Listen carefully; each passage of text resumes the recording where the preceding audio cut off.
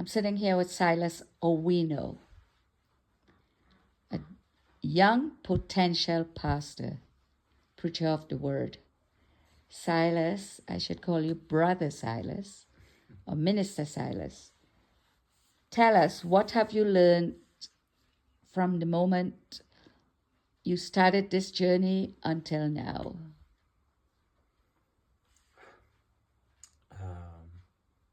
Thank you so much, ma'am, for the apostle, for this opportunity. Yeah, I really thank God for the privilege to just serve under you as your personal assistant. Yeah, I've really learned a lot from personal skills. Yeah, how to communicate, how to handle myself, in the presence of greatness. Yeah, how to how to serve. Yeah, and honor servants of God. Yeah, for example, you find that mom says that apostle says that when you are in the presence of greatness, you should not just speak. You should know how to carry yourself. Yeah, and you should always have a notebook beside you. Yeah, because in the presence of greatness, the flow is from up to down. So as they speak, there are very important things they should be keen to note, what has made them to become who they are. And that has really helped me. Yeah, it has made me to walk with a notebook everywhere I go. Yeah, I have my notebook with me. Yeah, and I've really learned to, I've really, learned that it's all about Jesus. Yeah, when apostle preaches, she has to emphasize that it's not about her, but about Jesus. It's not about the apostle, but it's about the Jesus she has come to present. The apostle has come to present to the people. And that has really helped me. It has really, shifted my focus. Yeah, and as I also, trust God to grow in my area of calling, to become a pastor, a servant of God.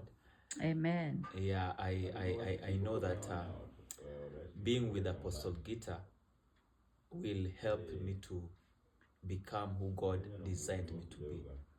Amen. So, what have you gleaned or learned in the 3 meetings we did already that you believe has impacted you and will help you along your journey? Yeah, one of the things that I've learned, yeah, in all the 3 meetings, Apostle has been emphasizing on giving, sowing. Yeah, and you find that, and Apostle has been emphasizing that you cannot reap until you sow a seed. You cannot reap until you sow a seed. Even for a harvest, for everything. Actually, God designed everything, everything, to follow the law of seed and harvest. You can never get a harvest until you sow something.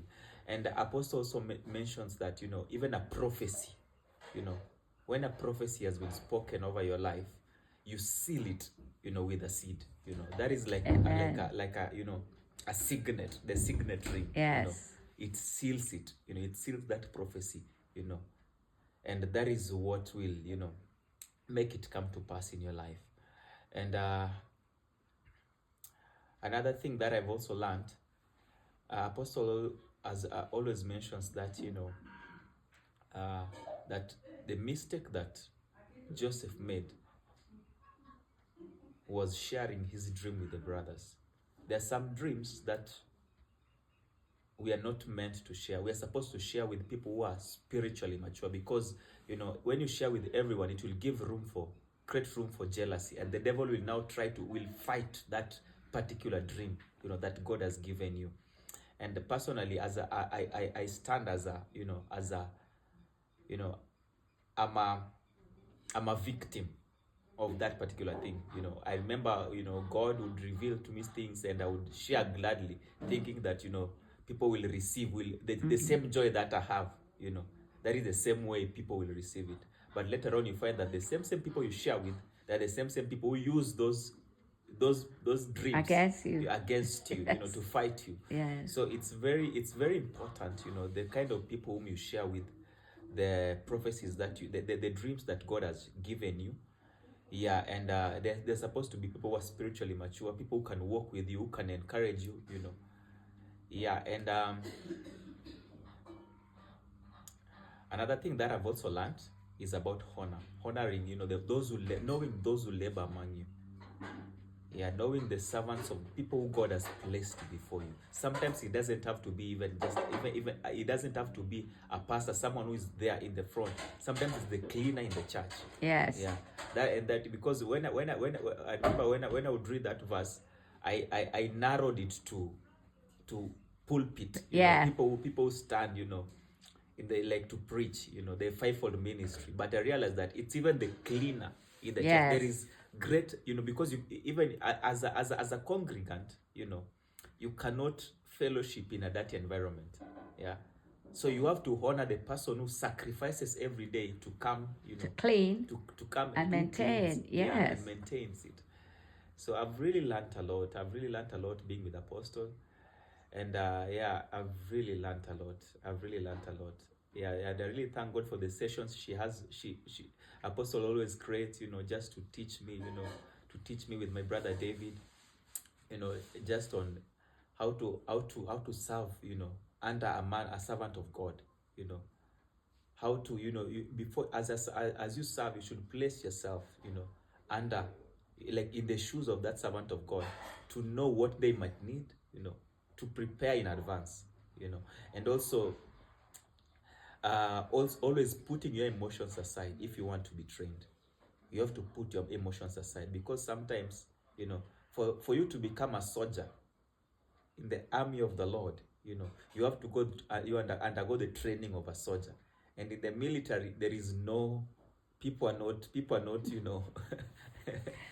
it's not easy, so you have to give yourself, you have to put away, you have to put emotions aside and give yourself to training for you to become, the best that God, God designed you to be. Amen. And those with the most potential will be trained the hardest. Yeah. Huh? So I can see you being a pastor one day. Amen. You have what it takes, your gentleness, your caring. You hear from God. God speaks to you very clearly. You're going through minor challenges now, but you're handling it with the love of God, because this is part of the training. And I'm proud to call you my son and my PA. A PA gets the closest to any person, and you really show an enthusiasm to learn, and I know that you will go very far. And I hope that I'm around one day to see you behind a pulpit preaching your first message. Amen. Pastor Silas Owino. Amen. Glory be to God. I love you, son. God Amen. bless Love you. you, Mama. This is Apostle Geeta. Amen. God bless.